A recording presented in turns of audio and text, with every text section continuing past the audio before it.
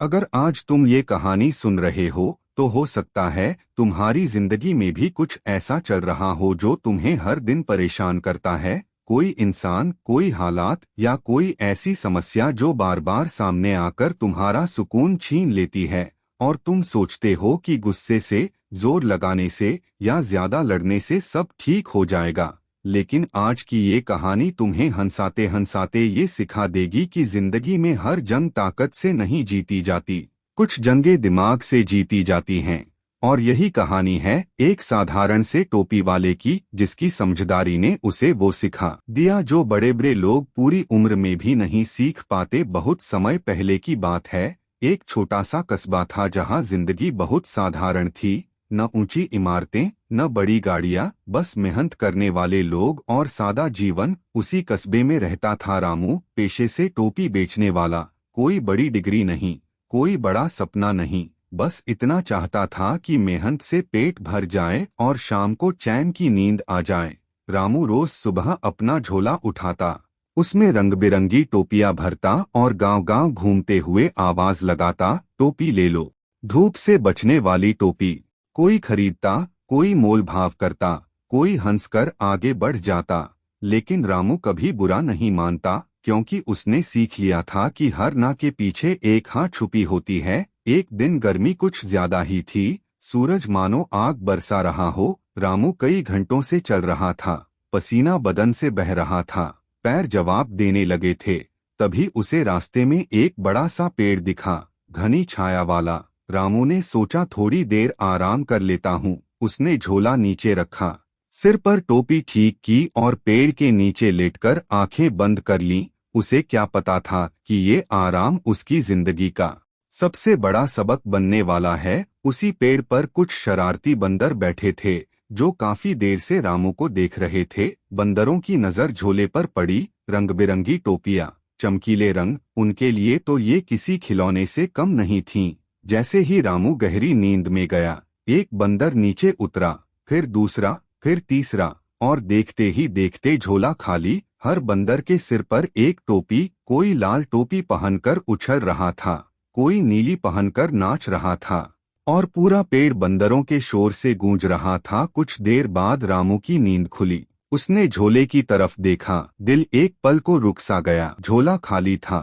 उसने इधर उधर देखा, फिर ऊपर नजर गई और जो देखा उसे देखकर उसका माथा ठनक गया। पेड़ पर बैठे बंदर उसकी टोपियां पहनकर उसका मजाक उड़ा रहे थे। रामू घबरा गया, ये उसकी दिन भर की कमाई थी। उसने गुस्से में एक डंडा उठाया और बंदरों की तरफ फेंक दिया। बंदरों ने भी टहनियां तोड़कर नीचे फेंक दी। रामू चिल्लाया, बंदर भी चिल्लाने लगे। जितना ज्यादा रामू गुस्सा करता, उतना ही ज्यादा बंदर मजा लेते। कुछ देर बाद रामू थक गया, गुस्से से कुछ नहीं हुआ था। टोपियां अभी भी बंदरों के सिर पर थीं। रामू नीचे बैठ गया, गहरी सांस ली और पहली बार गुस्से की जगह उसने सोचना शुरू किया। उसने बंदरों को ध्यान से देखा, बहुत ध्यान से, और तभी उसने एक बात नोटिस की। बंदर वही कर रहे थे जो वो कर रहा था। वो डंडा फेंकता तो बंदर फेंकते, वो चिल्लाता तो बंदर चिल्लाते। और उसी पल रामू के दिमाग में एक छोटी सी रोशनी जली। रामू धीरे से खड़ा हुआ, बिना कुछ कहे, बिना गुस्सा किए। उसने अपने सिर से टोपी उतारी और जमीन पर फेंक दी। एक पल के लिए सब शांत हो गया, और अगले ही पल, जैसे किसी ने इशारा किया हो, सारे बंदरों ने भी अपनी अपनी टोपियां उतारी और नीचे फेंक दी। पूरा मैदान टोपियों से भर गया। रामू की आंखों में खुशी के आंसू आ गए।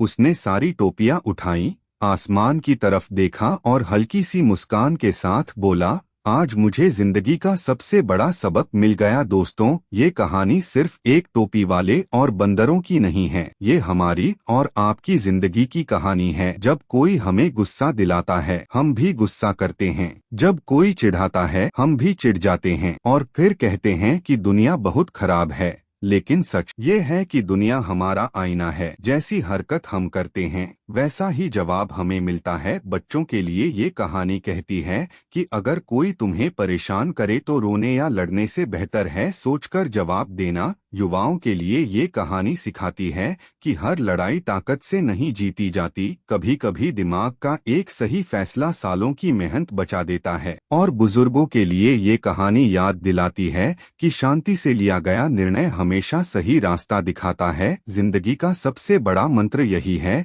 कि गुस्सा हमें कमजोर बनाता है और समझदारी हमें मजबूत।